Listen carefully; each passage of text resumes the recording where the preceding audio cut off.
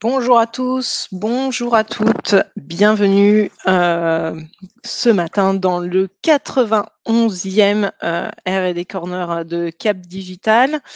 Merci à tous ceux qui sont présents. Comme d'habitude, on va commencer par une petite présentation et de rappeler qui nous sommes chez Cap Digital. Et puis, nous aurons euh, euh, une présentation de la stratégie d'accélération, sur le numérique éco-responsable et la présentation plus particulièrement de l'appel à projet Econum, par, Valentine Santi et François-Xavier Labiron de l'ADEME. Et puis nous enchaînerons avec les appels à projets, nationaux, les appels à projets régionaux et ainsi que les appels à projets européens. Voilà. Je rappelle quelques règles. Merci de bien poser vos questions et surtout vos questions à nos intervenants dans l'onglet questions et de réserver l'onglet chat, pour les messages. N'hésitez pas à nous dire, bonjour. Je vois que Philippe est déjà connecté. Bonjour Philippe. Hem et donc réservez l'onglet chat pour vous présenter, mais posez bien vos questions dans l'onglet questions si vous souhaitez que nous les relayions à nos intervenants. Donc je commence, par une, petite présentation. Donc moi je suis Jennifer Lecomte, je suis la directrice, des programmes de R&D de Cap Digital et je suis accompagnée ce matin par Arthur Dufaux, en charge des projets R&D également et plus particulièrement, des appels à projets, européens, chez Cap Digital et puis évidemment, derrière, son écran, nous sommes également accompagnés de Bastien, pour l'équipe, communication. Donc pour nous contacter, si vous êtes un porteur de projet et que vous souhaitez être accompagné par Cap Digital, dans l'expertise et le dépôt et la labellisation de votre projet, on a toujours notre formulaire en ligne. N'hésitez pas, le lien est actif, à renseigner notre formulaire en ligne. Suite au renseignement de ce formulaire, on vous recontactera et on vous proposera un rendez-vous. Pour nous contacter directement, à l'adresse projet au singulier @capdigital.com. Donc on est tous les 2 avec Arthur, derrière cette adresse et donc on vous répondra également. Et puis, si vous voulez, regarder un petit peu, les appels à projets que l'on a ouverts, pour, favoriser le matchmaking, c'est sur notre plateforme, Build, heu, dont vous avez l'adresse également, en dessous. Nous ne sommes pas que 2 dans l'équipe, R&D, de Cap Digital. Nous sommes accompagnés par tout un réseau d'experts, d'environ 120 experts qui nous aident, sur les projets, à expertiser, les projets, à vous, donner des feedbacks sur votre projet, quand vous, passez soit, à l'écrit, soit lors de nos, experts camp, où vous venez, pitcher votre projet. Donc, nous les remercions encore. Le réseau d'experts est très précieux, chez Cap Digital et c'est vraiment, des experts, qui peuvent, vous aider, sur votre projet, de façon spécifique.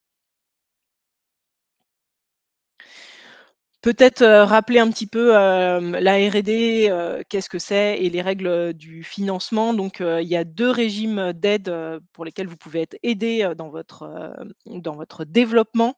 Le régime d'aide, qui dit de minimis, qui est plus, spécifiquement, pour, tout financer, tout ce qui est développement commercial et donc ça, c'est une aide qui est plafonnée jusqu'à 200 K, sur, des 3 exercices glissants. Alors que le régime de R&D, c'est de ce régime d'aide dont dépendent tous les projets, tous les appels à projets que l'on va vous présenter ce matin, ou quasiment tous, parce qu'il peut y en avoir, qui sont hybrides entre les minimis et le régime d'aide de R&D. Mais, mais voilà, le régime de R&D, il n'y a pas de plafond. Et c'est pour, effectivement soutenir vos projets où il y a, vraiment, où vous mettez en risque puisque, vous allez porter un projet de R&D dont l'issue, n'est pas écrite, d'avance, et donc c'est un régime d'aide qui vous permet, de prendre le risque avec vous, pour vos projets de R&D et d'aller, justement, lever les verrous, hem qui n'ont pas été, levés, jusqu'ici, par la littérature. Donc l'accompagnement de Cap Digital, je sur l'accompagnement R&D, j'y reviens un petit peu, mais on l'a déjà décrit, hein, ça va être de la sensibilisation comme on fait ce matin, où on va vous acculturer un petit peu aux différents appels à projets qui peuvent exister lors des R&D Corner ou lors d'autres événements dédiés. Et ensuite va passer, donc ça c'est ouvert à tous, et ensuite passe la phase d'accompagnement avec l'aide à la structuration de dossiers, l'identification de financement, le diagnostic maturité, tout ce qui est matchmaking et mise en relation avec l'écosystème si vous portez un projet collaboratif. Et puis ensuite, tout ce qui est expertise, labellisation, et puis ensuite visibilité et valorisation de projet si évidemment il est financé. Donc à partir de l'accompagnement, une seule obligation, c'est d'être membre de Cap Digital pour pouvoir en bénéficier. Alors Cap Digital, c'est un collectif d'innovateurs, hein, un des plus grands collectifs européens sur les enjeux du numérique et de la transition écologique. On vient de rendre notre feuille de route sur la 5e vague des pôles de compétitivité avec des grands enjeux comme le numérique de confiance, le numérique au service de la transition écologique, la transition écologique du numérique et tous les aspects de formation qui traversent ces enjeux. Donc, Cap Digital, c'est environ 900 structures, une majorité de startups et de PME qui sont accompagnées par évidemment des grandes entreprises, des fonds d'investissement également, et puis des laboratoires publics et des écoles et des collectivités territoriales qui sont là pour vous aider aussi à vous développer ou à expérimenter votre solution innovante. Donc on est une trentaine de collaborateurs et évidemment, je l'ai déjà rappelé, mais on est accompagné par un large réseau d'experts. Donc quelques chiffres clés, c'est Cap Digital, c'est plus de 3000 projets heu, de R&D reçus depuis 2006, hein, et Philippe, qui est en ligne, pourra le confirmer, avec de nombreux projets labellisés et financés. C'est aussi un pôle accélération où on va aider au développement aussi commercial de votre entreprise et à la levée de fonds. Et puis une aide également à l'open innovation et à la transformation numérique, avec des mises en relation qualifiées et puis des programmes d'open innovation. On est aussi à l'Europe, on est un des plus gros clusters européens. On porte nous-mêmes des projets et comme je le disais en début, on vous accompagne aussi sur vos ambitions européennes et donc dans vos projets, à déposer vos projets européens. Donc si vous avez des ambitions européennes, n'hésitez pas à nous contacter pour qu'on puisse vous accompagner au mieux. Pour nous rejoindre, c'est simple, il suffit de devenir membre de Cap Digital. Je vous ai mis un petit extrait de la grille de cotisation, mais si vous voulez avoir plus de détails, n'hésitez pas également à nous contacter ou à contacter directement l'équipe animation qui est en charge de la relation avec les adhérents et qui est sous l'adresse animation au singulier @capdigital.com et dont Benjamin Gans est le directeur.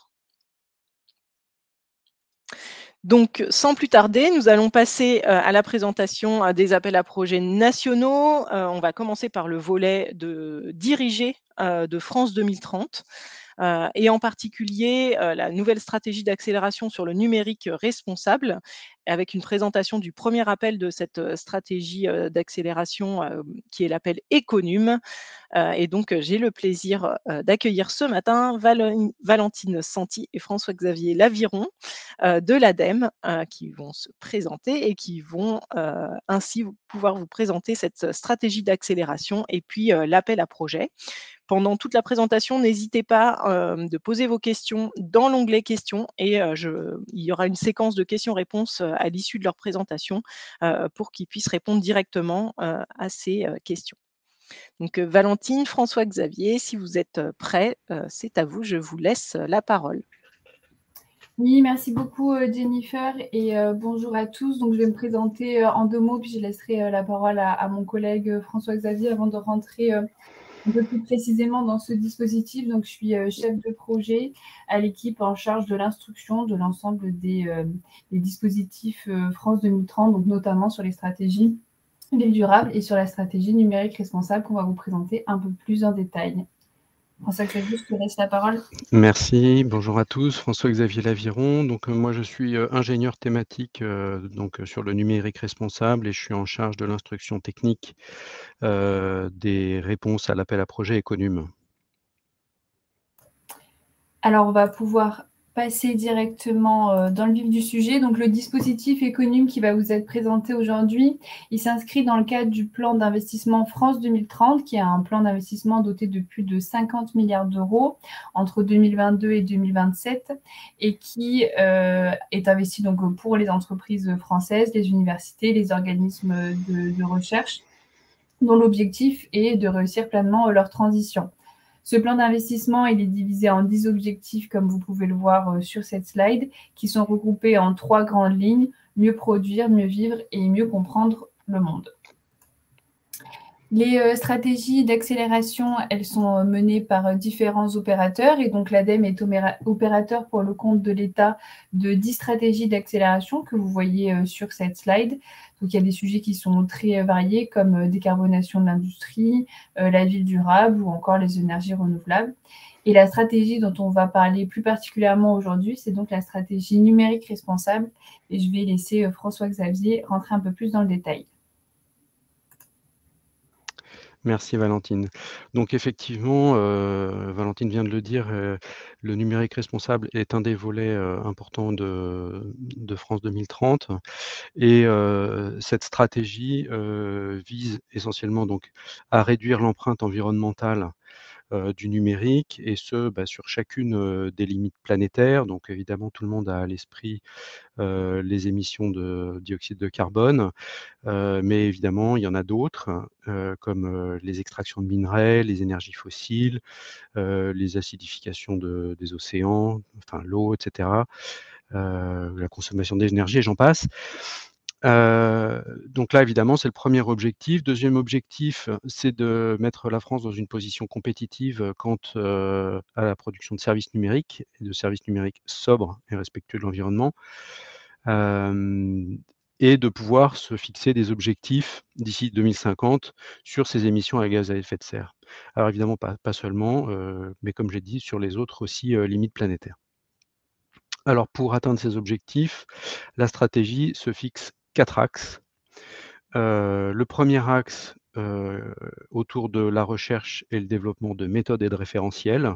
Donc ça, c'est pour être capable de mesurer de façon scientifique et répétable, efficace, les gains obtenus et l'état des lieux aussi évidemment. Le deuxième axe, c'est favoriser l'innovation pour une économie circulaire, toujours dans le numérique évidemment. Le troisième axe, c'est créer une offre de formation et le quatrième axe, c'est acculturer et accompagner. Donc c'est, je dirais, la deuxième partie de créer l'offre de formation, c'est effectuer les formations. Donc ce qui va nous concerner aujourd'hui, c'est l'AAP Econum et exclusivement sur l'axe 2. C'est-à-dire que créer des offres de formation en numérique responsable ne fait pas partie, n'est pas éligible à Econum. Alors, maintenant si on rentre dans le détail d'Econum, donc sur cet axe 2, l'objectif, c'est soutenir le développement d'une économie du numérique innovante, circulaire et à moindre impact environnemental. Alors, comment on s'y prend pour ça?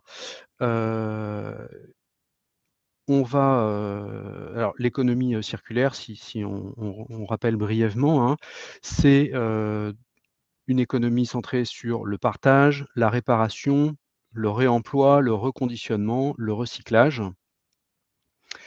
Parmi ces différents leviers, le recyclage ne fait pas partie d'Econum. Donc si on regarde en détail, alors Econum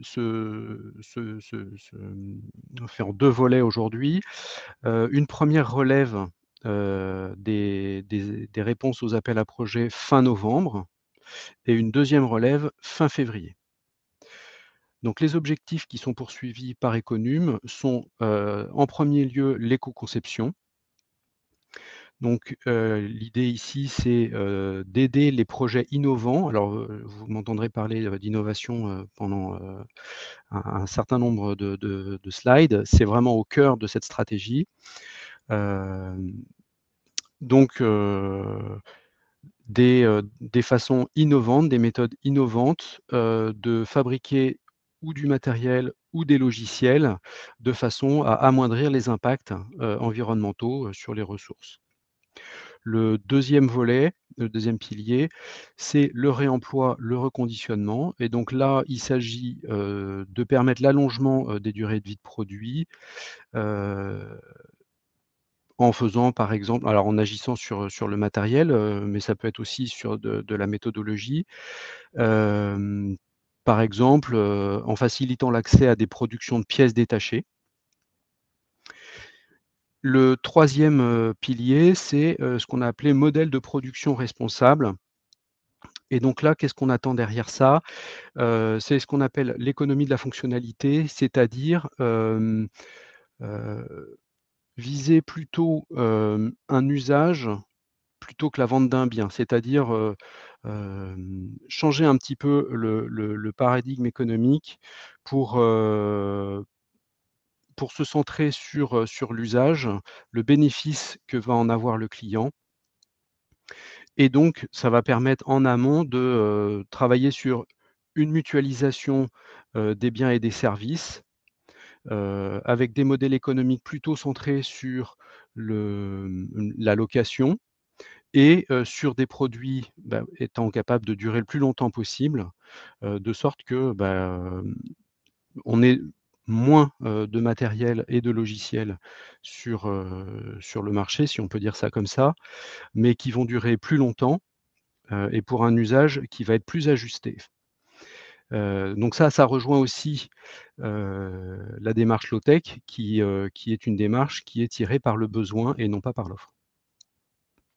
Et sur chacun de ces 3 piliers, on va avoir un soutien spécifique sur la création de biens communs, puisqu'on encourage la mise à disposition en libre accès, type open source, de produits, de méthodes, de référentiels, avec des financements qui sont adaptés. Alors, la typologie des projets, donc ce sont, en termes de structure, c'est assez ouvert. Donc soit des projets portés seuls, soit portés à plusieurs en consortium, jusqu'à 5 partenaires, avec un budget minimum. Alors là, c'est pour l'enveloppe globale projet, hein, c'est pas uniquement les coûts éligibles, hein, une enveloppe au minimum de 300 000 € et au maximum de 5 millions d'euros. Donc on vise plutôt des gros projets. La cible, les acteurs ciblés, c'est extrêmement large, hein, puisque ça va des grands groupes jusqu'aux startups. On vise les associations, les ESS, les collectivités territoriales, les établissements publics. Donc, mis à part le particulier, on sent que c'est très, très, très ouvert. Alors, évidemment, le critère environnemental est extrêmement fort. Donc, il y a une évaluation du bénéfice avéré. Donc ça se fait en plusieurs temps. Dans un premier temps, il y a une analyse selon la méthode empreinte projet qui est disponible à la librairie de l'ADEME. Donc avec un premier niveau 1 qui vise à faire une étude qualitative des conséquences du projet sur l'environnement, voilà, analyse des bénéfices et des coûts environnementaux, de sorte de pouvoir faire un comparatif avant-après. Et durant la vie du projet, on demande un niveau 3 de cette empreinte projet qui consiste en une ACV simplifiée, analyse du cycle de vie. Et donc là, on utilise une méthodologie normée, ISO 14040 et 44, pour évaluer quantitativement, cette fois-ci, les bénéfices ou les coûts, pour éviter d'avoir des reports d'impact sur des indicateurs et éviter le prisme unique du gaz à effet de serre qui souvent n'est pas le premier impact. Pour ce qui s'agit des dépenses éligibles, donc les dépenses d'innovation, je vous laisse lire, hein, salaire et charges, frais connexes, coûts de sous-traitance. Alors coûts de sous-traitance, on regarde, quand même d'un peu près, c'est-à-dire que si on détecte que cette sous-traitance venait à dépasser un seuil de 30, bah, on s'interroge, s'il n'aurait pas été plus opportun que ce sous-traitant devienne un partenaire à part entière. Hem Et pour un projet qui n'est pas, de pure, industrialisation, on peut, aussi, financer la phase d'industrialisation d'un projet qu'on aurait accompagné, depuis le début. En ce qui concerne, les retours financiers, alors il faut savoir que, les aides sont données, sous forme de 2 volets, des avances remboursables et des subventions. Et ces avances, remboursables sont déclenchées, sur la base d'un taux d'actualisation qui est le taux d'actualisation, européen. Hem, alors, en ce qui concerne le versement des aides, alors ces aides, sont échelonnées, de la façon suivante. Dans un premier temps, au moment de la contractualisation, donc lorsque, le projet est accepté et que les contrats sont signés, donc là, il y a, 15 des aides qui sont fixées, ce qu'on appelle une avance à notification. Et ensuite, il y a, des étapes clés. Alors, au minimum, en général, il y en a une par an, qui permettent de suivre l'avancement et la réalisation d'un certain nombre d'objectifs. Donc là, il y a des versements intermédiaires et sachant qu'il y a un talon, un reliquat qui intervient, au minimum, enfin à la fin du projet d'un minimum de 20. Alors, il y a aussi, en dehors des étapes clés, ce qu'on appelle des jalons et ces jalons, ce sont des temps un peu plus forts, qui sont fixés au départ et qui sont ce qu'on appelle des go, no go. C'est-à-dire que, parfois il y a des éléments de risque qui sont très importants et pour lesquels il faut se poser et envisager la suite du projet.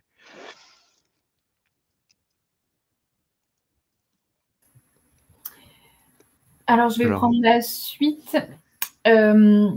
Donc, comme l'a dit François-Xavier, l'aide qui est proposée pour les acteurs économiques, c'est un mix de subventions et d'avances remboursables, avec la part d'avance remboursable qui sera au maximum de 40%, donc avec une répartition en subventions à 60. Il n'y a aucune aide de moins de 200 000 € qui sera attribuée pour les partenaires type grande entreprise, puisque vous le voyez en dessous.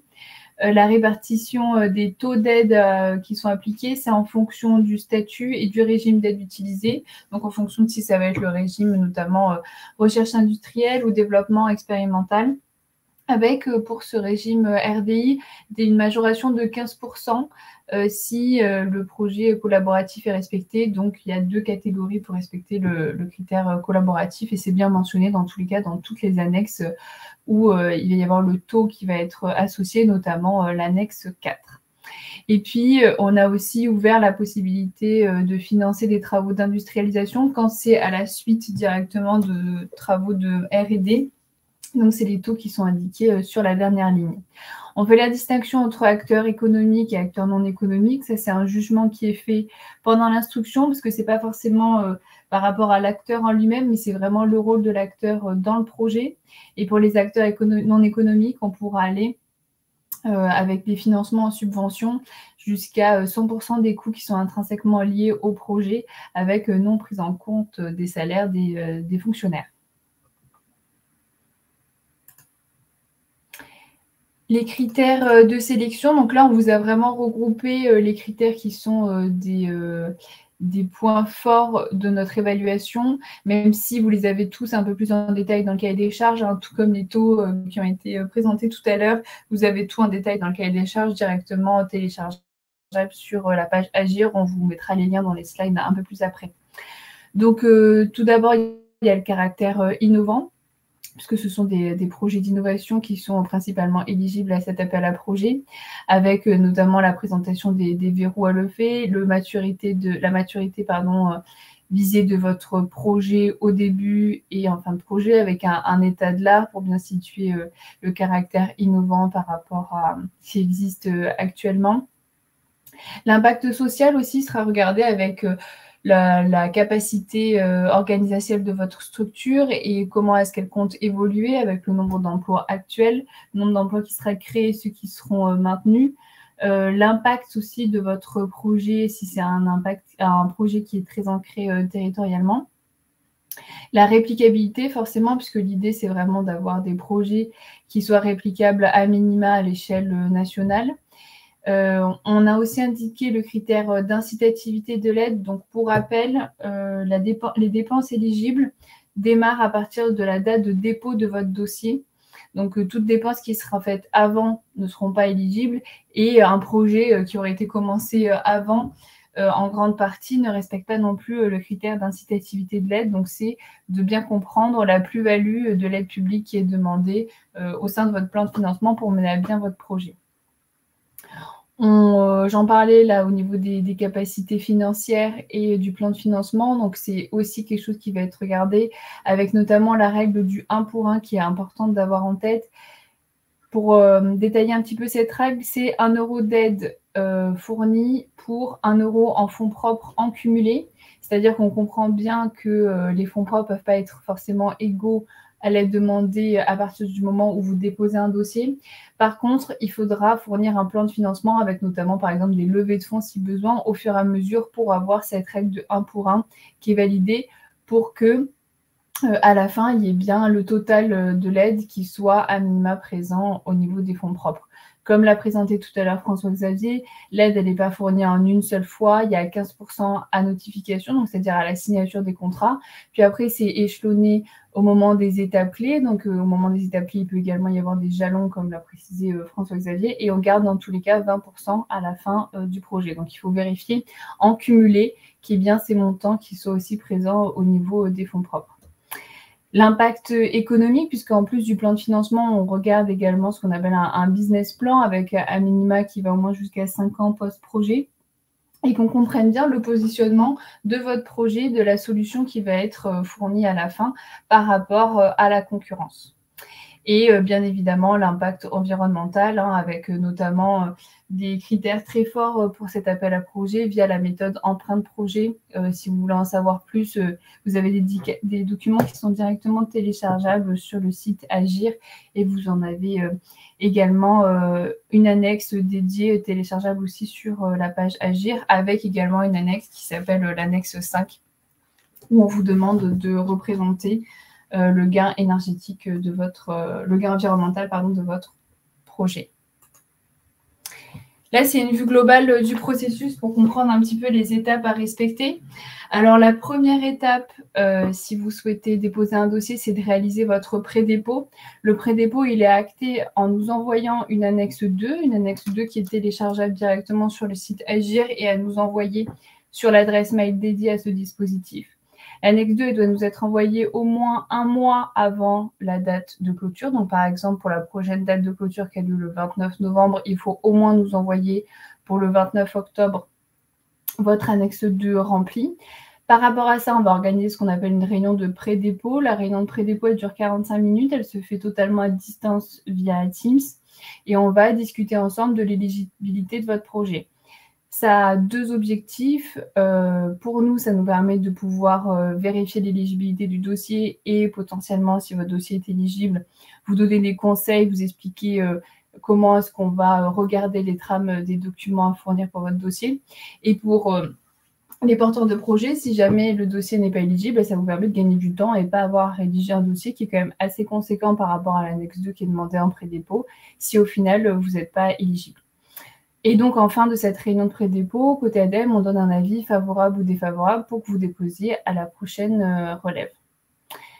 Ensuite, c'est l'étape d'instruction à partir du moment où vous déposez un dossier, donc par exemple jusqu'au 29 novembre pour la prochaine relève. Il y a l'étape d'instruction qui dure minimum 3 mois. Pendant l'instruction, il va y avoir plusieurs étapes. Donc la première étape, c'est la vérification de la complétude des dossiers. Ensuite, c'est l'étape de présélection. Donc la présélection, elle se fait sur pièce par rapport au dossier qui a été fait.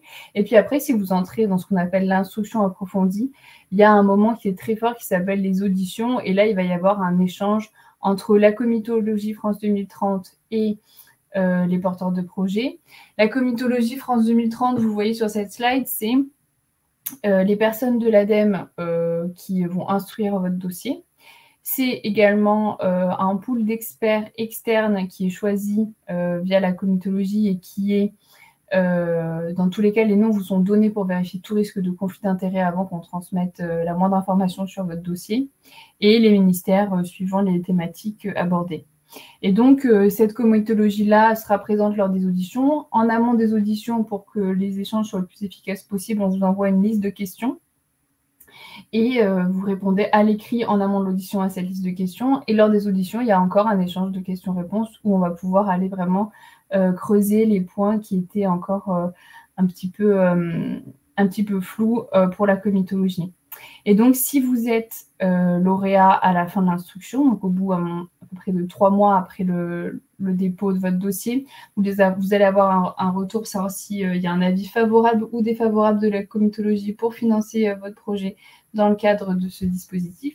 Et si vous êtes lauréat, s'ensuit la phase de contractualisation. Il faut compter aussi 3 mois pour finaliser la phase de contractualisation. L'idée, c'est de rédiger les contrats sur mesure par rapport à votre projet. Donc, il y a un contrat par partenaire du projet. Quand on parle de partenaire, on parle bien d'acteur qui fait une demande d'aide. Et les contrats sont composés de 4 documents. L'annexe 1 qui est les conditions générales. Donc ça, vous les avez, vous avez un exemple à chaque fois et on vous invite vraiment à les lire dans le dossier de dépôt de votre dossier pour votre projet. Vous avez les conditions particulières qui sont vraiment rédigées sur mesure par rapport à votre projet, avec le planning, avec la solution qui va être commercialisée, par exemple, en fin de projet, etc. Et vous avez aussi l'annexe financière avec l'intégralité des dépenses et l'annexe projet avec les points, notamment les étapes clés avec les éléments techniques à vérifier. Et puis, une fois que la contractualisation elle est terminée, que les contrats sont signés, on passe donc à l'étape suivi de projet. Et puis, il y a notamment 2 personnes côté ADEME qui vont suivre votre projet pour établir chaque étape clé en vérifiant les points qui ont été notés dans les contrats au fur et à mesure. Je vous en parlais tout à l'heure, donc c'est l'intégralité des liens et des contacts qui pourraient être intéressants pour la APE Conum. Donc vous avez l'adresse mail dédiée, c'est notamment à cette adresse mail-là qu'il faut nous envoyer l'annexe 2. Vous avez ensuite les liens de l'appel à projet sur le site Agir. Il y a une étude ADEME-ARCEP qui a été faite aussi sur ces thématiques-là qu'on vous invite à regarder. Et puis différentes informations de manière générale sur la thématique que vous voyez aussi en fin de slide. Merci beaucoup pour votre attention et on peut peut-être prendre quelques questions si vous en avez.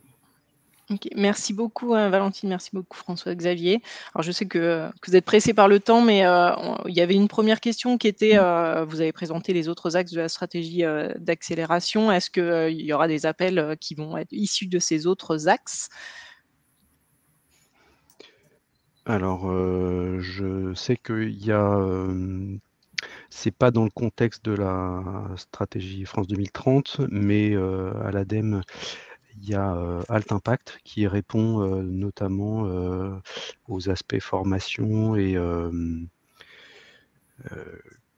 l'axe 1 aussi. Oui, et peut-être plus précisément sur les axes qui vous ont été partagés. Alors ça, c'est vraiment le gouvernement qui fait la répartition, notamment avec les opérateurs qui gèrent ces appels à projets. Donc potentiellement, il y aura d'autres appels à projets qui seront sortis, qui seront opérés par l'ADEME ou par un autre opérateur. Mais pour le moment, on n'a pas d'annonce officielle à ce sujet. Merci beaucoup. Et puis, il y avait une deuxième question sur la répartition entre subventions et avances remboursables. Il me semble que vous en avez parlé, mais si vous voulez faire un petit rappel. Oui, tout à fait. Alors ça, vous avez le détail dans le cahier des charges. Les avances remboursables, elles sont au maximum de 40%. Et ça dépend en fait de si le projet, donc pour les projets d'innovation, si c'est majoritairement l'utilisation du régime RI ou DE, la part va pouvoir passer de 40% à 25% par exemple. Très bien. Et moi, j'avais une autre question par rapport au consortium. Est-ce qu'il y a une typologie de consortium qui est favorisée? Par exemple, est-ce que vous faites la promotion un petit peu de faire entrer des laboratoires de recherche dans les consortiums? Est-ce qu'il y a des minimums, par exemple, si le consortium est dirigé par une grande entreprise, est-ce qu'il faut qu'il y ait une PME à l'intérieur du consortium? Des règles comme ça? Oui, non, c'est une très bonne question par rapport à ça. On n'a pas du tout de critères précis. Les consortiums, c'est complètement à la main des porteurs de projets. Ce qu'il faut, c'est que chaque partenaire ait une représentativité suffisante par rapport aux tâches qu'il va prendre en compte. Alors, on dit quand même que c'est bien d'avoir au maximum 5 partenaires, mais en fonction de cas particuliers, on peut très bien aller au-delà. Et sur la typologie, on n'a pas du tout de contraintes là-dessus. C'est vraiment en fonction des besoins du projet.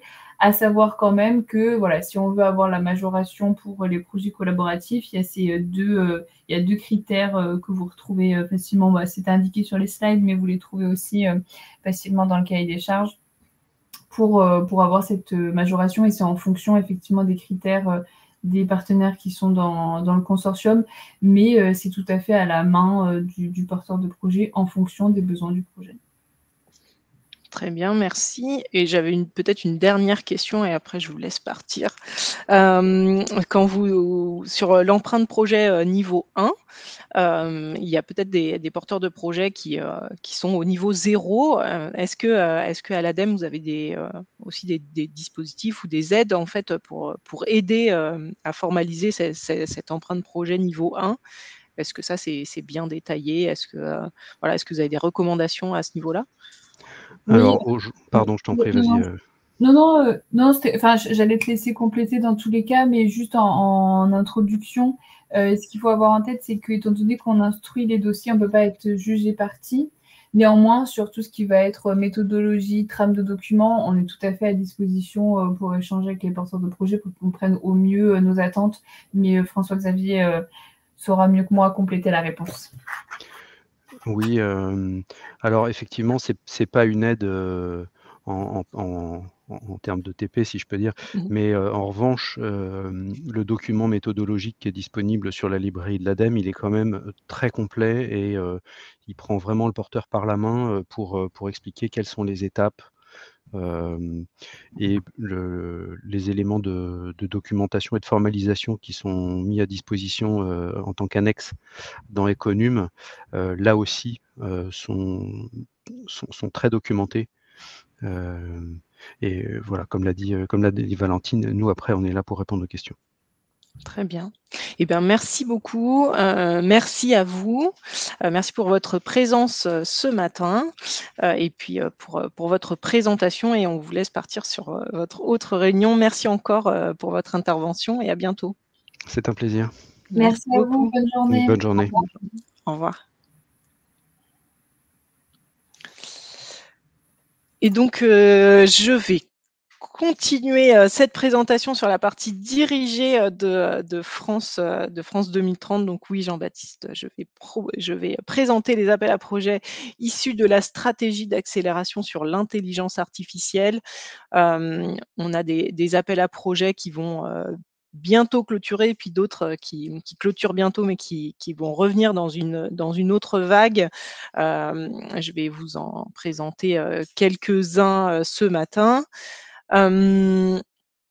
Donc on a le premier appel à projet qui est l'appel à projet commun numérique pour l'intelligence artificielle générative. Cet appel à projet, il vise à créer et à rendre accessibles ces communs numériques sur l'ensemble de la chaîne de l'intelligence artificielle générative afin de développer des produits et des services innovants. Donc on est bien sur l'accélération et la création et la mise en accessibilité de ces assets d'IA générative.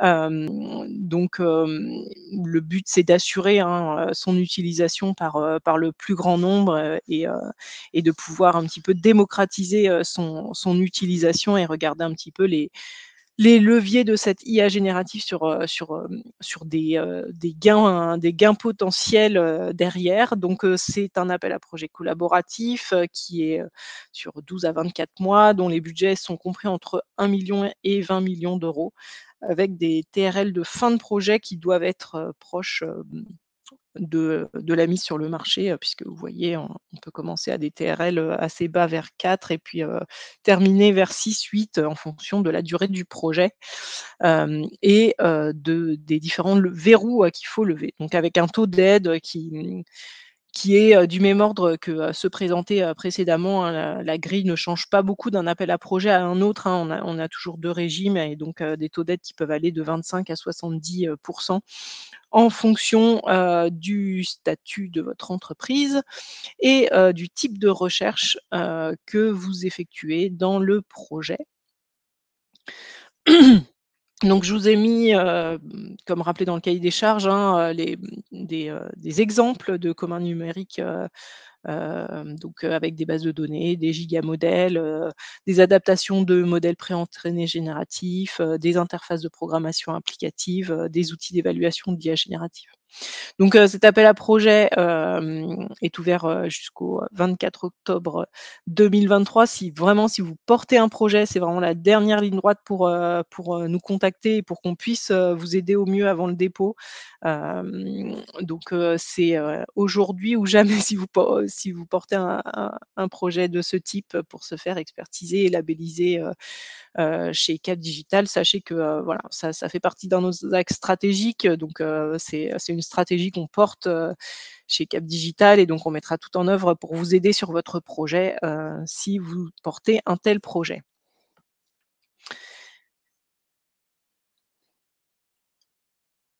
Un autre projet, c'est l'appel à projet espace de données mutualisées. Donc celui-là, il n'est pas issu de la stratégie data, mais plutôt de la stratégie cloud. Donc c'est un appel à projet qui revient, hein. C'est l'ancien appel à projet ATF. Donc c'est vraiment pour financer des espaces de données qui permettront de mutualiser ces données et d'intégrer un grand nombre d'acteurs pour avoir un effet filière et pouvoir ainsi derrière créer des modèles pour utiliser ces données et de la même façon proposer des nouveaux produits ou des nouvelles solutions. Donc des choses très importantes, ça va être l'accessibilité, l'interopérabilité et la qualité des données, hein. C'est vraiment des axes stratégiques de cet appel. C'est des appels à projets qui ont pour objectif de vous aider sur les 5 premières années du lancement de votre plateforme ou de votre outil, et ensuite que celui-ci puisse vivre sans aide. Donc c'est vraiment pour lancer ce type de plateforme et derrière amorcer en fait une nouvelle façon de monétiser ces données. Donc pareil, si vous êtes intéressé par cet appel à projet, la structuration des consortiums, puisque ça doit être déposé par une entité unique, est assez lourde et assez complexe. Donc c'est pour ça que si vous voulez être accompagné par Cap Digital sur cette typologie d'acteurs, on a besoin d'avoir très vite votre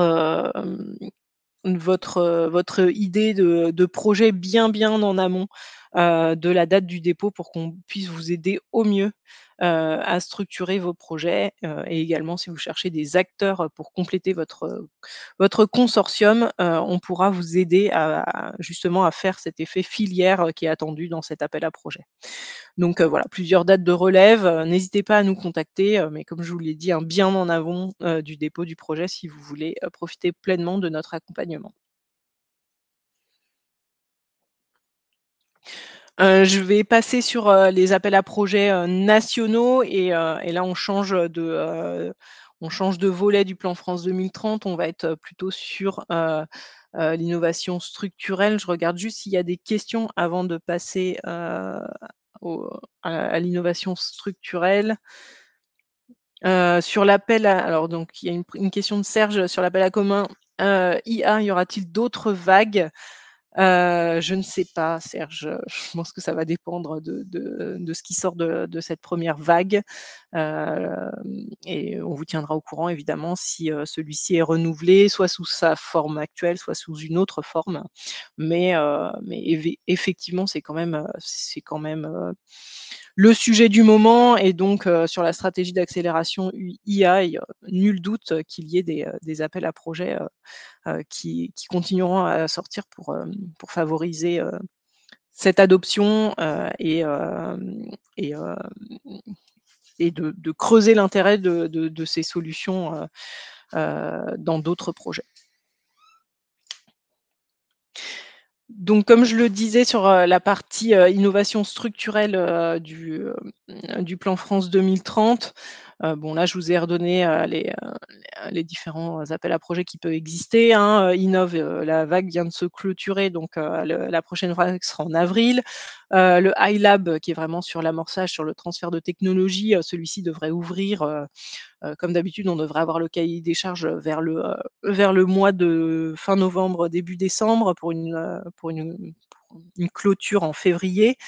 Et là, je vais vous présenter, le IDEMO et j'ai vu que Gérard était connecté alors qu'il ne devait pas se connecter. Gérard, désolé, je ne présenterai pas l'ANR aujourd'hui, mais si vous êtes un chercheur et que vous êtes intéressé, pour être accompagné par Cap Digital, sur un projet ANR, c'est de la même façon, il faut vraiment nous contacter le plus vite possible, même en amont de votre pré-proposition, pour qu'on puisse, avoir, puisque nous on n'interviendra que, sur la proposition finale, mais n'hésitez pas, on peut vous mettre une lettre de soutien sur la pré-proposition, pour vous accompagner dans votre projet et puis, pour voir avec vous comment on peut vous aider au mieux dans votre projet. Donc, je vous le présente, à peu près à tous les R&D corners, mais c'est un appel à projet, un des appels à projets, collaboratifs de la partie structurelle, qui est assez ouvert et qui est très intéressant dans son mécanisme, de financement. Donc on est à la 3e version de l'appel IDEMO, donc IDEMO 3. C'est bien, un appel à projet qui vise, à, développer, des industries, sur les phases de transition énergétique, écologique et numérique. Donc c'est comme les projets qui sont déposés sur cet appel-là, on a vraiment, un aspect transition écologique qui est très important, qui est primordial, dans cet appel. Donc, même si votre projet ne vise pas directement les enjeux écologiques, il doit les incorporer by design dans, la manière, dont vous allez mener, votre projet avec une incitation, pour intégrer, les critères environnementaux tout au long du développement. Donc voilà, c'est un appel à projet générique, comme je vous le disais, hein, il n'y a pas de, il y a pas de thématique, sur cet appel à projet. Mais j'insiste, hein, il faut qu'ils prennent en compte, les critères, environnementaux.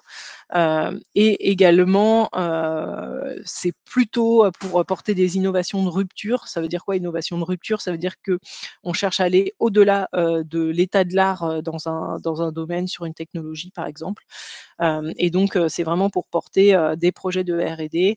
Il peut être individuel ou collaboratif. Donc dans le individuel, la différence entre le IDEMO 2 et le IDEMO 3, c'est que, au niveau individuel, une grande entreprise peut pas à elle seule porter un projet. Donc, voilà, les grandes entreprises ne sont plus éligibles sur les projets individuels, mais uniquement sur les projets collaboratifs. Donc si vous êtes une grande entreprise et que vous voulez, porter un projet sur IDEMO 3, il faudra incorporer une PME, et un laboratoire de recherche dans votre projet. Donc voilà, 6 partenaires maximum avec des taux d'aide, hein. C'est exactement, la même mécanisme que sur les autres appels, de 25 à 80 un mélange de subventions et d'avances récupérables, et en fonction de la typologie de votre projet et du type de recherche que vous effectuez à l'intérieur, vous aurez plus ou moins, d'aide, sur votre projet. Vous postulez au fil de l'eau sur cet appel à projet, mais il y a néanmoins des dates de relève. Donc j'ai oublié d'enlever le 20 septembre puisque celle-ci est passée. Donc la prochaine est le 28 novembre. Pareil, si vous avez un appel si vous avez un projet sous bien cet appel-là, n'hésitez pas à nous contacter le plus tôt possible, pour qu'on puisse, vous aider au mieux, sur la première phase et également sur la deuxième phase, de cet appel à projet.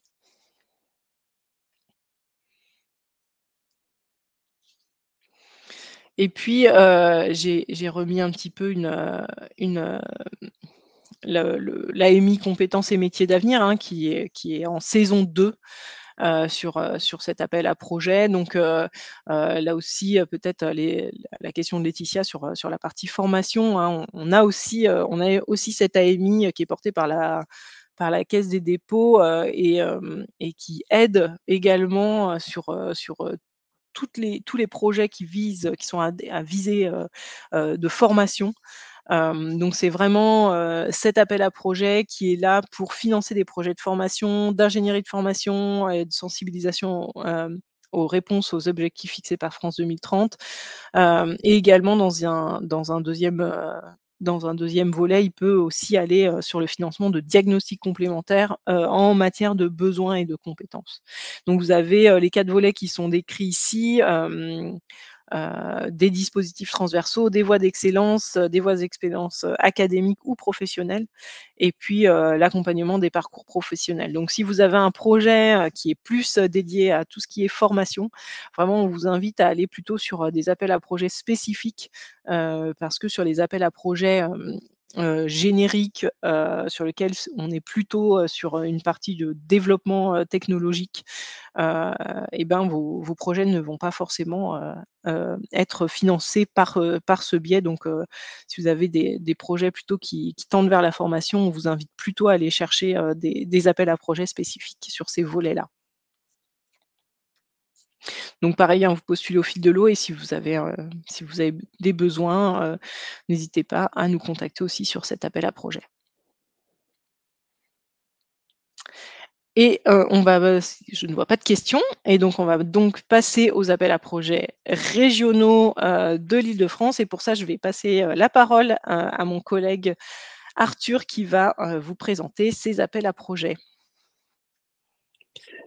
Merci beaucoup. Oui, donc on va parler maintenant des appels, régionaux, et on terminera sur les appels à projets européens. Alors, sur les appels à projets régionaux, donc on a toujours, cet appel à projet INREP Expérimentation, transition écologique des territoires qui est ouvert. Vous pouvez postuler au fil de l'eau, et donc qui vise à soutenir des projets d'innovation et leur application, sur leur terrain. Donc voilà, vraiment la philosophie, c'est, de mettre en relation des terrains d'expérimentation, franciliens avec des entreprises, franciliennes, également, ou du moins qui ont qui exercent une activité importante, en Île-de-France. Voilà, ces projets peuvent, porter sur, 6 thématiques, qui sont décrites, ici, de la transition écologique. Donc on a l'éco-construction, les déchets, les ressources, l'énergie, la nature, la biodiversité, l'adaptation et la résilience, et mobilité et logistique. Donc ça laisse des possibilités assez larges de de de sujets dans cette théma dans la transition écologique. Les projets doivent être, mis en place sur des durées de 6 à 18 mois. Donc l'expérimentation en tant que telle doit, être, comprise sur cette période-là, et en termes de financement, voilà, il peut y avoir jusqu'à 500 000 € de subventions, et ensuite, encore 500 000 € d'avances, récupérables ou, prêts à l'innovation. C'est donc ouvert, côté solutions innovantes à toute PME, PME et ETI ou même association, dès lors qu'il y a une activité, enfin qu'il y a une vente de biens ou d'un service. Hem et côté terrain d'expérimentation, donc on est plutôt sur, des collectivités territoriales, mais pas uniquement, ça peut être également des syndicats mixtes, des grandes entreprises mandataires du service, de collectivités, territoriales.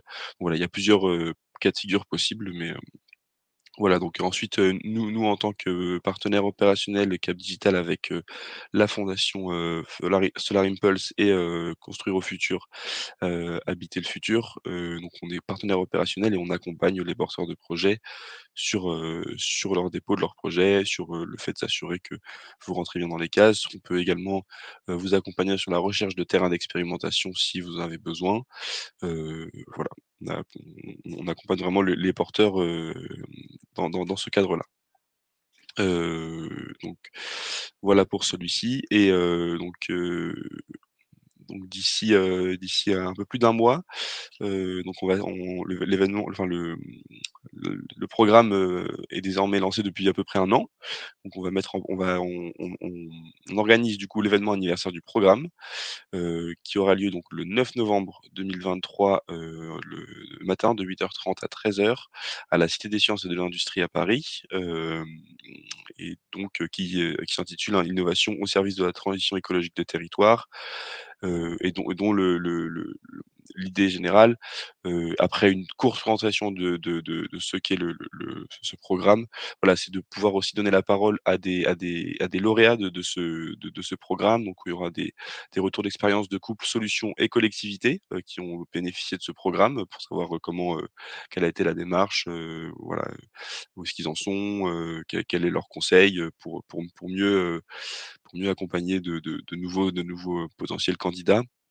Et ensuite, on essaiera aussi on va également aussi mettre en place des ateliers thématiques qui permettront, d'exprimer d'une part aux collectivités et au terrain d'expérimentation, d'exprimer des besoins, des enjeux, de la transition écologique qu'ils rencontrent sur leur territoire et donc peut-être de donner la chance à certaines solutions de rencontrer un terrain qui pourrait leur convenir pour mener leur expérimentation. Et voilà, et ensuite on terminera du coup sur un cocktail de réseautage. Voilà, je vous ai mis le lien d'inscription, donc quand vous recevrez les slides, vous pouvez cliquer sur ce lien pour s'inscrire. Ensuite, on a l'appel à projet Innov Expérimentation toujours, mais sur la silver economy et le bien vieillir. Donc là, qui vise à soutenir des projets d'innovation, et donc leur application sur le terrain, du coup de plutôt dans la destination d'EHPAD ou d'organismes, d'accompagnement, sur le grand âge. Donc il y a 5 domaines de clés prioritaires sur cette thématique, donc la santé, la prévention, le soutien aux aidants, l'inclusion sociale, et la mobilité et l'aménagement. Les modalités de financement et d'expérimentation sont les mêmes que sur celui d'avant. Donc c'est des projets de 6 à 18 mois toujours, 500 000 € de subvention et jusqu'à 500 000 € d'avance récupérable. Les entreprises, les porteurs de solutions, innovantes ont également les mêmes profils et tout comme pour, le programme d'avant, nous on opère, aux côtés du pôle de compétitivité Silver Valley. Donc la mise en place opérationnelle, oui, la mise en place opérationnelle de ce programme. Donc voilà, on vous accompagne, sur tout ce qui est, rédaction relecture du dossier plutôt et recherche de terrain et cetera. Voilà. Également, l'un comme pour l'autre sont ouverts au fil de l'eau. Il n'y a pas de date de relève, précise, donc voilà, ça laisse une assez grande flexibilité pour pouvoir déposer aussi. Et donc enfin sur les appels à projets régionaux, on a le IDEMO version régionalisée, donc qui se clôture dans un peu plus dans 3 semaines, et donc qui est pour des, enfin c'est des la philosophie est la même que pour le IDEMO national, mais les projets sont sur des montants plus faibles, donc de 1 à 4 millions d'euros et avec, du coup des acteurs franciliens, essentiellement franciliens. Donc TPE, PME, ETI, grands groupes, labos de recherche sont éligibles.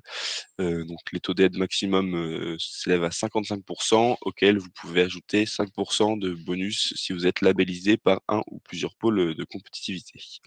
Voilà, cet appel à je ne sais pas si vous êtes en cours de montage d'un appel, IDEMO régionalisé et que vous souhaitez demander une labellisation, voilà, il faut compter un délai de 3 semaines pour, pouvoir, qu'on vous délivre un label. Donc il faudrait qu'on reçoive les dossiers, rapidement si vous souhaitez être labellisé. Hem, donc voilà un peu pour cet appel, heu et donc sur lesquels vous voyez ici toutes les thématiques, technologiques clés qui sont attendues pour cet appel. Voilà, je sais pas s'il y a des questions? Non, je ne vois pas de questions ni dans le chat ni dans l'onglet questions. Donc, je te propose de continuer sur les appels à projets européens. Et puis, n'hésitez pas à poser vos questions au fil de l'eau. Et puis, Arthur pourra on refera une session de questions-réponses à la fin de l'intervention d'Arthur. Merci. D'accord, donc sur les appels à projets, européens, donc principalement sur le programme, Horizon Europe, qui est vraiment à destination de la recherche et de l'innovation, sur la période 2021-2027, pour, rappeler un petit peu la logique, et la structure de ce programme cadre, donc qui est structuré autour de 3 grands piliers, avec, 2 piliers principalement qui nous intéressent, dans notre cas, le pilier 2 et le pilier 3. Le pilier 1 étant destiné, à la recherche, plutôt exploratoire. Donc le pilier 2, sur des problématiques mondiales et de compétitivité industrielle et européenne, avec 6 différents clusters en différents de différentes thématiques, dans lesquels on retrouve, la santé, les ICC avec le culture, créativité et société, le pilier 4 avec, le cluster 4 pardon, avec le numérique, les industries et l'espace, encore le cluster 5 sur le climat, les énergies et la mobilité. Voilà, ensuite on a un pilier 3 qui s'intitule Europe plus innovante avec, la majeure partie du budget qui est destiné au Conseil européen de l'innovation, donc à travers, l'appel à projet, connu de l'EIC Accélérateur, mais qui avait également des versions, à des TRL plus basses, voilà pour des projets de création d'entreprise, comme, qui s'intitule l'EIC Pathfinder. Voilà pour la structure, globale de ce programme cadre. Donc le pilier 2, on va retrouver, donc des différents types d'actions, pour financer ces différents appels à projets. À savoir que tous les appels à projets de ce second pilier, doivent être des projets collaboratifs avec un minimum de 3 partenaires de 3 pays différents. Voilà, c'est la règle, dans les faits. C'est quand même des projets avec un plus grand nombre de partenaires généralement, entre 6 et 8, ça peut aller beaucoup plus haut sur certains autres appels. Ensuite, par contre, tout type d'acteurs peuvent être, éligibles à ces appels à projets. Donc on retrouve généralement des centres de recherche ou des universités en chef de file, mais les entreprises et surtout les PME sont très appréciés dans ce type de consortium et peuvent donc, voilà, amener une vraie plus-value, sur un projet, de ce type. Hem et ensuite également les associations, des ONG ou autres peuvent postuler ou participer à ce type de projet, bien entendu. Sur les types d'actions, du coup, on va retrouver les Research and Innovation Actions pour des TRL, qui se situent généralement entre 4 et 6 et donc c'est plutôt pour des activités de recherche développement, de développement, d'intégration, d'essais, de validation de prototypes à petites échelles. Donc on est encore peut-être à l'échelle de laboratoire et de faisabilité technique de projet. Donc là, les taux de financement, ils s'élèvent à 100 pour n'importe quel type d'acteur, que ce soit des entités, à but lucratif ou non et les durées de projet se situent généralement, c'est pas une règle fixe, hein, mais entre 36 et 48 mois.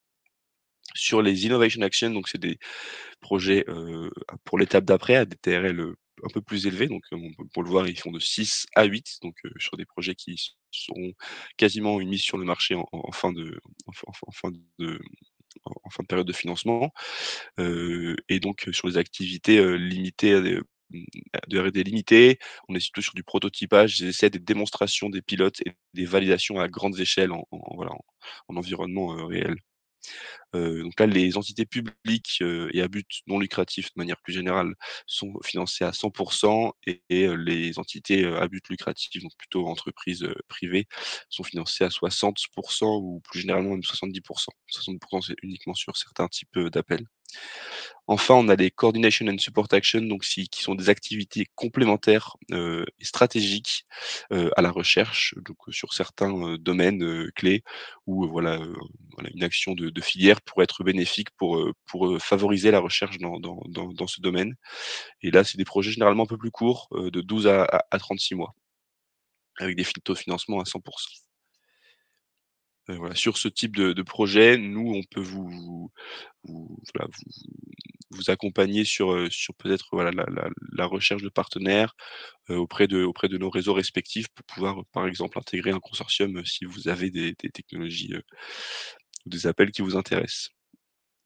Hem Voilà. Ensuite, donc Horizon Europe, également finance, fait également offre également des financements en cascade. Donc financement en cascade, c'est un projet qui va lui-même, redistribuer une partie de son financement, en vue en vue d'un soutien financier donc à des tiers qui est généralement destiné plutôt à des startups, des PME, voire des ETI. Hem Donc c'est puis c'est généralement pour, voilà, offrir des financements plus accessibles, avec des enveloppes un peu plus faibles. Donc on est sur des subventions entre 50 000 et 150 000 € en moyenne. Des projets également plus courts, puisqu'on est plutôt sur 6 à 18 mois et avec, des taux de financement assez intéressants parce que c'est généralement, dans la grande majorité des cas, 100. Heu, Ils sont le plus souvent individuels, mais ils peuvent être parfois, les consortiums peuvent être parfois invités à postuler également, donc des petits consortiums, de 2 ou 3 partenaires. Hem, voilà, ça peut également être, bénéfique pour, également servir à sélectionner des startups technologiques à des fins d'accélération, d'incubation, ou soutenir des pilotes, des démonstrations ou des expériences, sur des technologies ou un cadre innovant spécifique. Hem, voilà, donc c'est pour la philosophie générale et donc après également sur sur le parti très, opérationnel, très, très technique, c'est des projets assez simples à déposer puisque c'est de 10 à 15 pages, en anglais, par contre bien entendu, et sont avec un focus sur le développement de la stratégie de l'entreprise, des financements qui sont exclus de la règle des minimis, et des financements plus agiles, comme je le disais, sur que des projets collaboratifs et également avec, ce qui est intéressant, des taux de réussite, bien plus élevés que les appels à projets, généraux, du programme Horizon Europe. Donc voilà, il y a certains domaines qui sont plus mis en avant que d'autres dans ces, financements en cascade avec, du coup l'internet du futur, l'industrie 4.0, le big data et l'internet des objets ou l'innovation tout au long de la chaîne de valeur. Donc, voilà, je vous ai listé quelques appels, à projets en financement en cascade. Donc avec le 1er, c'est le projet pardon, Hutter qui du coup ouvre son premier open call. Donc c'est Hutter et c'est un projet pardon qui vise des solutions technologiques de transcription et de traduction unifiées pour la réalité augmentée. Donc le projet développe des technologies qui fourniront le prochain niveau de soutien pour des réunions en ligne et hybrides et offrant ainsi une expérience de réalité, augmentée. Donc par exemple des, hem, des technologies de traduction, instantanée et autres. Et donc, dans ce cadre-là, ils ouvrent ce premier financement en cascade pour développer ou piloter des applications utilisant des modèles, de réalité augmentée provenant du projet Hutter ou autres, dans de nouveaux secteurs et en explorant des nouvelles limites dans les interactions, XR et en visant un impact sociétal ou commercial élevé. Donc voilà. Les projets devront également fournir un retour d'information, précieux, aux porteurs de projet, Hutter pour leurs projets à eux-mêmes. On est sur des financements jusqu'à 60 000 euros, avec 100% des dépenses éligibles et sur une durée de 6 à 9 mois. Cet appel est prorogé jusqu'au 15 octobre.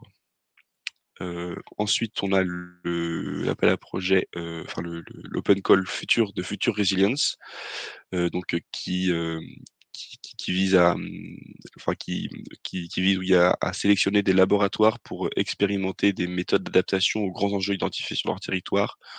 Quand on parle de laboratoires, c'est pas des laboratoires scientifiques, mais des enfin, des laboratoires pilotes sur les thématiques qu'ils auraient identifiées sur leur territoire.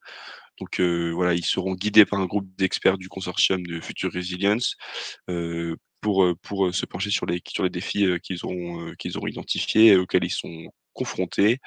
Et l'expérimentation aboutira à l'adoption et à l'adaptation de solutions existantes et à la conception de nouvelles solutions pour relever les défis du cas pilote, dans le but d'améliorer la préparation et la résilience future de leur territoire. Avec certaines thématiques, donc le développement urbain, l'agriculture, la mobilité, la santé, l'industrie et l'environnement. Donc c'est assez large, c'est ouvert jusqu'au 12 octobre et voilà, il y a également 60 000 € pour cet appel sur un projet un peu plus long, donc sur une durée de 12 mois. Enfin, on a l'open call du projet ICOS, donc qui s'intitule Vers un système d'exploitation en continuum fonctionnel. Ce projet ICOS, il vise à couvrir l'ensemble des défis qui se posent lorsqu'on aborde le paradigme du continuum en proposant une approche intégrant un ensemble bien défini de fonctionnalités, aboutissant à la définition d'un système d'exploitation IoT to cloud. Donc voilà, là on est sur des enveloppes un peu plus conséquentes, jusqu'à 200 000 €. 100% des dépenses éligibles toujours sur des projets d'un an également. C'est ouvert jusqu'au 2 novembre donc voilà. Et là, en revanche, c'est des projets donc collaboratifs. Il faut qu'il y ait une porteur de solutions innovantes accompagné d'un end user pour mener à bien le projet. Et enfin, un dernier appel en cascade funding, le projet Nemo, donc qui ouvre également son premier open call. Donc je vais laisser en anglais, mais Nemo, il s'impose comme un acteur du coup, comme un projet qui vise à assurer le continuum de l'intelligence artificielle, internet des objets et edge cloud computing, en introduisant du coup, des technologies open source modulaires cybersécurisées. Donc voilà. Donc là, l'objectif de cet appel est d'étendre le champ d'application des technologies de Nemo. Il invite des PME basées dans l'UE et actives dans le domaine de l'edge computing, du développement de logiciels edge et ou cloud natifs, des systèmes d'exploitation, des réseaux IoT 5G et les entités fabrication IoT à mettre en œuvre des composants et des plugins MetaOS innovants pour prendre en charge de nouvelles fonctionnalités et de nouveaux services et valider les composants de Nemo. Donc voilà, il y a jusqu'à 150 000 € disponibles, 100% des dépenses éligibles sur un an et c'est ouvert jusqu'au 30 novembre. Voilà, enfin sur un dernier appel, donc qui n'est plus du coup en lien avec Horizon Europe, c'est sur un projet pilote. Donc le Sport for People and Planets, qui est une nouvelle initiative de la Commission européenne pour une nouvelle approche plus durable par le sport en Europe.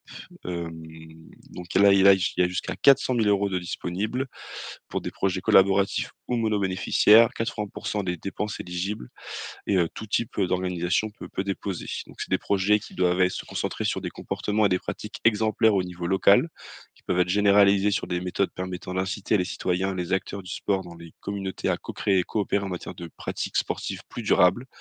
Donc il y a des projets attendus sont des projets qui rassemblent et partagent des connaissances sur les nouvelles approches et de comportements nécessaires pour rendre le secteur plus durable et plus respectueux de l'environnement. Des approches également développer une boîte à outils qui peut être utilisée par les organisations sportives pour pour voilà, mieux s'adapter aux transformations et être à mieux respecter l'environnement. Et également étudier de nouvelles approches permettant au sport de devenir un modèle de durabilité et enfin de présenter et mettre en œuvre des solutions socialement et écologiquement durables pour les événements sportifs. C'est ouvert jusqu'au 17 octobre et voilà. Et on vous invite fortement à vous positionner sur cet appel. Voilà, c'est un peu mon mantra. Donc, n'hésitez pas si vous êtes une start-up qui est concernée par cet appel à projet, n'hésitez pas à nous contacter. On vous accompagnera avec grand plaisir et on pourra également, si vous cherchez des partenaires, faire marcher nos réseaux, pour vous trouver des partenaires sur cet appel à projet. À moins d'1 an, des JOP, de Paris 2024, et dans l'objectif aussi, en tous les cas pour la région Île-de-France, de mettre à l'honneur, la transition, écologique, sur l'organisation des grandes manifestations sportives.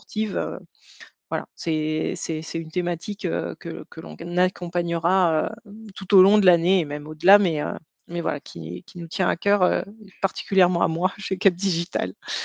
Merci beaucoup Arthur. Alors il y avait une question dans le chat de la part d'Alexandra qui demandait un petit peu les fonds minimums à chaque fois pour déposer son projet. Alors on va pas revenir sur tous les appels à projets, Alexandra, mais avant que Arthur réponde sur les projets européens, sachez que sur les projets nationaux et régionaux, hein, on a toujours, comme l'a rappelé l'ADEME très, très justement ce matin, la règle des 1 pour 1. Donc, même si vous n'avez pas l'ensemble des fonds propres au moment où vous déposez le projet, en tous les cas, à chaque versement, il faudra montrer que vous avez l'équivalent en fonds propres pour que ceux-ci soient débloqués. Donc voilà, on vous encourage toujours à bien contacter votre conseiller BPI France en amont d'un quelconque dépôt de dossier pour s'assurer auprès de lui que que vous remplissez bien cette condition et qu'il n'y a pas de frein à ce que vous déposiez un projet. Et donc ensuite, c'est pas forcément la même règle au niveau européen. Et puis là, Arthur, je te laisse compléter la réponse.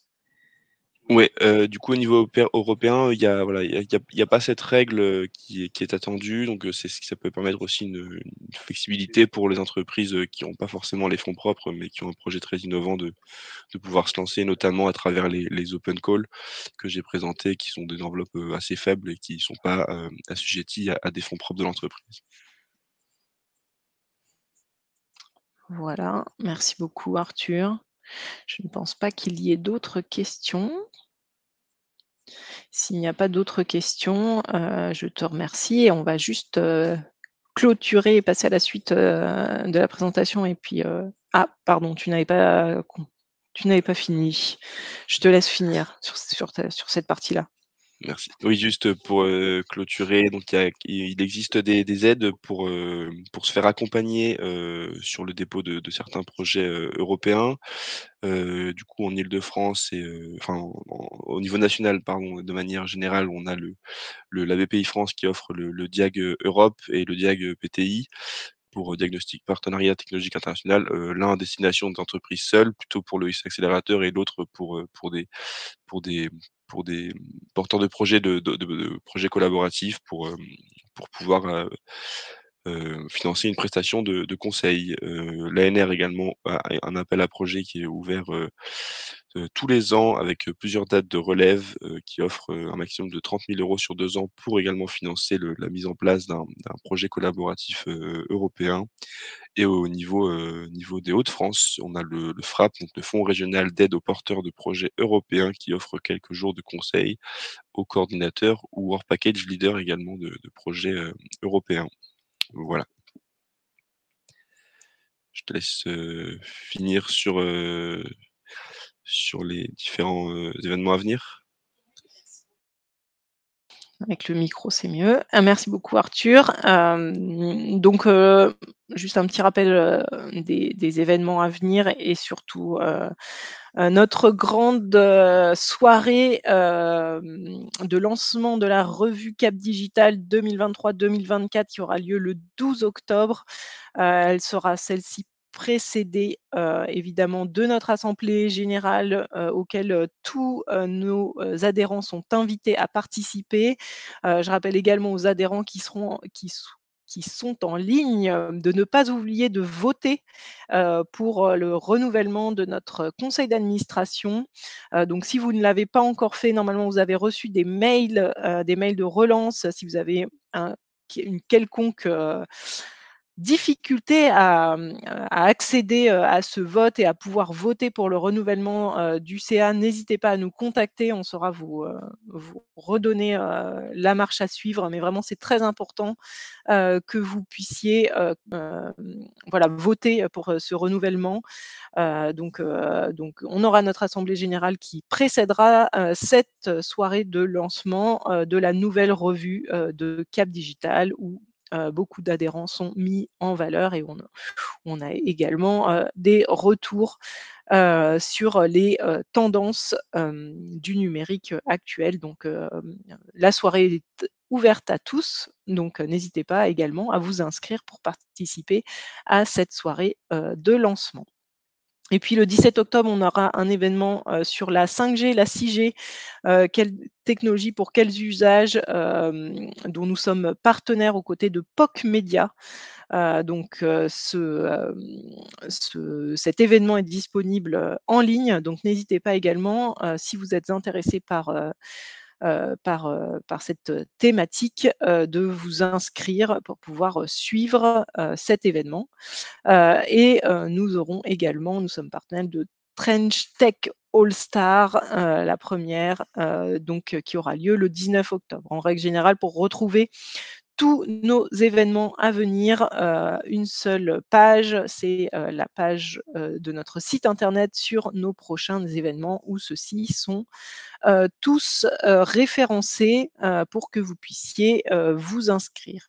Et puis, avant de conclure, mais je vous remettrai une slide, je vous rappelle, la tenue, d'un grand événement, d'un de nos membres qui est le, PhD Talent Career Fair qui est, le plus grand salon de recrutement, des docteurs, en France. N'hésitez pas également, à vous inscrire et vous avez, également jusqu'au 20 octobre, pour soumettre votre candidature pour, que vous puissiez venir pitcher, votre start-up ou votre PME et gagner un stand, lors du PhD, Career, Talent Fair.